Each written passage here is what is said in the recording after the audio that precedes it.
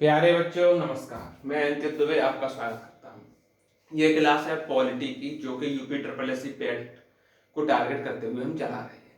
जो भी साथी नए हैं वो चैनल को सब्सक्राइब कर लें, बेल आइकन को क्लिक कर लें। याद रखें कि ये क्लास जो पॉलिटी की है वो आपकी पूरी 5 में 5 नंबर दिलाने की होने वाली है। इसमें क्या है, हम समता का अधिकार पढ़ चुके थे, आज हम पढ़ेंगे स्वतंत्रता का अधिकार। स्वतंत्रता का अधिकार की बात करें तो अनुच्छेद 19 से 22 के पीछे यानी 4 आर्टिकल में आपका स्वतंत्रता का अधिकार है। क्या क्या अनुच्छेद है, अनुच्छेदों को ही हमें पढ़ना होता है। अनुच्छेद 19 कह रहा है कि वाक और अभिव्यक्ति, सम्मेलन, संचरण, निवास, संघ की सुरक्षा, यानी इन सभी की सुरक्षा का अधिकार, इसको बोलेंगे हम आर्टिकल 19। वाक और अभिव्यक्ति ये वाला पार्ट है, ये पूछा जा चुका है। सम्मेलन, संचरण, निवास, संघ भी इसमें आता है, लेकिन ये वाले पॉइंट अभी पूछे नहीं है, लेकिन पूछा जा सकता है, कोई क्लियर नहीं। अनुच्छेद 19 फर्स्ट कह रहा है कि बोलने की अभिव्यक्ति की स्वतंत्रता, यानी बोलने की अभिव्यक्ति की स्वतंत्रता, यहाँ केवल अभिव्यक्ति वाक्य के साथ, और यहाँ पर क्या है, ध्वज फहराने का अधिकार। ये पॉइंट पूछा जा चुका है कि ध्वज फहराने का अधिकार किसमें आता है, स्वतंत्रता के अधिकार में आता है। किस आर्टिकल में आता है, तो बच्चों आर्टिकल 19 फर्स्ट में आता है।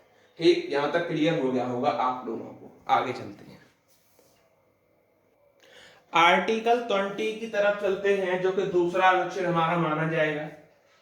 इसमें क्या है कि एक अपराध की एक सजा मिलेगी। क्या मिलेगी? एक अपराध की एक सजा, अर्थात जो सजा उसे दी गई है वह बाध्य होगी, अर्थात जो सजा हमने दे दी है वो उसे माननी पड़ेगी। ठीक, और यह आर्टिकल जो है, अनुच्छेद, वो निलंबित नहीं होता, यानी कि और अनुच्छेद निलंबित हो सकते हैं, वो आगे डिस्कस करेंगे, लेकिन ये वाला जो अनुच्छेद है आर्टिकल 20 निलंबित नहीं होता। जैसे कि हमने, किसी ने अपराध कर दिया, हमने कहा इसको कारावास में डाल दो 6 महीने के लिए, बस 6 महीने का कारावास होगा, इसके बाद उसे कोई दूसरी सजा नहीं दी जा सकती।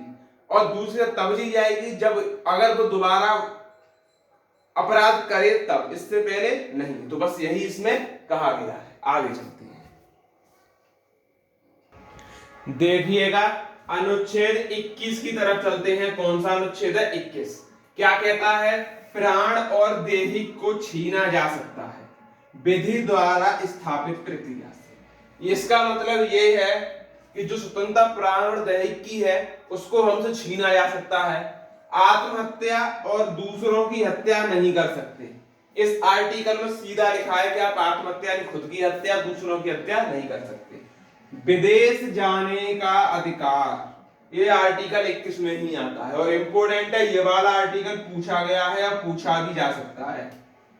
विदेश जाने का अधिकार, जीवन साथी चुनने का अधिकार, ये अभी तक नहीं पूछा है फिलहाल। निजता का अधिकार पूछा गया, ये भी इंपोर्टेंट है। अगला पार्ट चलते हैं, आर्टिकल 21A क्या कहता है कि प्रारंभिक शिक्षा का अधिकार। कितने वर्ष के बच्चे? 0 से 14 वर्ष के बच्चे हैं, उनके लिए प्रारंभिक शिक्षा हमें दी जानी चाहिए। और नोट क्या है? नोट में ये पॉइंट याद रखेंगे कि आर्टिकल 21 भी निलंबित नहीं होता। जैसे कि आर्टिकल 20 निलंबित नहीं हो रहा था, आर्टिकल 21 भी हमारा निलंबित नहीं होता है। अब चलते हैं अपने आखिरी आर्टिकल, जो कि आर्टिकल नंबर 22 है। देखिएगा आर्टिकल 22 क्या कहता है। आर्टिकल में केवल इतना है कि कुछ दशाओं में गिरफ्तारी व निवारक निषेध में संरक्षण। अब आप निषेध वर्ड को नहीं समझ पाएंगे, इसीलिए मैंने निषेध का पूरा डिटेल दे दिया है कि निषेध का मतलब क्या है। ठीक है, गिरफ्तारी तो आप जानते हैं, तो नजरबंद या अपराध से पहले गिरफ्तार करना, ठीक, निवारक निषेध कहलाता है। और यही है निषेध, यानी कि किसी ने अपराध किया नहीं और तुमने उसको गिरफ्तार कर लिया, ठीक, तो ये कह रहा है निवारक निषेध। इसमें क्या है, अपराध से पहले 3 महीने तक गिरफ्तार रखा जा सकता है। ठीक है, अपराध नहीं किया है तो मुझे 3 महीने तक गिरफ्तारी में रख सकते हो, लेकिन एक और चीज है कि वह बंदी प्रत्यक्षीकरण रिट नहीं डाल सकता। यानी कि बंदी प्रत्यक्षीकरण रिट क्या है, इसको डिटेल में समझेंगे जब हम आर्टिकल 32 पढ़ेंगे, जिसमें के बंदी प्रत्यक्षीकरण, अधिकार परीक्षा, परमादेश, उत्प्रेषण, ये सभी रिट दी हुई है, जिनको डिटेल में हम देख रहे होंगे। तो अपराध के बाद, अच्छा अपराध से पहले तो आपने ये कर लिया, गिरफ्तार करके रख लिया, लेकिन वो बंदी प्रत्यक्षीकरण रिट नहीं आ सकता। तुमने कितना रखा? 3 महीने तक ही गिरफ्तार रखा। ठीक, अब उसने अपराध किया, यानी अपराध के बाद किसी व्यक्ति को गिरफ्तार करने का कारण बताना होगा। यानी कि अपराध आपने किया है, आपको कारण बताना होगा कि मैंने इसके घर चोरी की, इसलिए मुझे गिरफ्तार किया जा रहा है। और गिरफ्तार जब हो जाओगे तो उसके बाद 24 घंटे के भीतर मजिस्ट्रेट के सामने पेश करना होगा। किसको? पुलिस वालों को जिन्होंने तुम्हें गिरफ्तार किया है, मजिस्ट्रेट के सामने ले जाएंगे कि हाँ भाई इसने चोरी की है और हमने इसको गिरफ्तार करके रखा है। अपराधी व्यक्ति को अपनी मर्जी से कानूनी सलाह लेने का अधिकार है, यानी कि वह कानूनी सलाह, यानी कि मजिस्ट्रेट से सलाह भी ले सकता है, तो मजिस्ट्रेट को सलाह देनी पड़ेगी, कानूनी है ये बाध्य है। बस ये है हमारा आर्टिकल 22 पूरा। ठीक, समझ गए होंगे डिटेल में। अब हम चलते हैं आर्टिकल 23, 24 जो एक में है। ठीक, देखिएगा अगला है शोषण के विरुद्ध अधिकार, जो कि आर्टिकल 23 और 24 कहता है। 23 और 24 कहता है कि कैसे हम बच्चों का शोषण करते थे उसको हमें रोकना है। तो आर्टिकल 33 बलात् श्रम, अर्थात यानी बलात् श्रम क्या है? कोई किसी से जबरदस्ती कार्य नहीं करा सकता। इसका मतलब कैसे?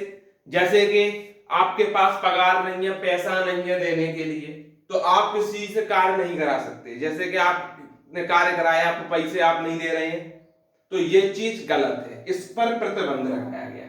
ना ही कोई किसी को खरीद सकता है और ना ही कोई बेच सकता है। ये पॉइंट भी आपको याद रखना है, ना ही कोई खरीदेगा और ना ही कोई बेच सकता है। ये कहता है आर्टिकल नंबर 23। आर्टिकल 24 क्या कहता है? 14 वर्ष से कम आयु के बच्चे को किसी खतरनाक कारखाने में कार्य नहीं करने दिया जाएगा। इसका मतलब क्या है? 14 वर्ष से कम आयु के बच्चे हैं तो वो भाई छोटे हैं, बालपन में हैं, उनसे आप काम कराओगे, कहीं कुछ गड़बड़ हो गया तो कौन हर्जाना भुगतेगा? इसीलिए इसमें कहा गया है कि भाई आप कार्य नहीं करा सकते इतने छोटे बच्चों से। ठीक, तो ये दोनों आर्टिकल थे शोषण के विरुद्ध अधिकार। अब 25 से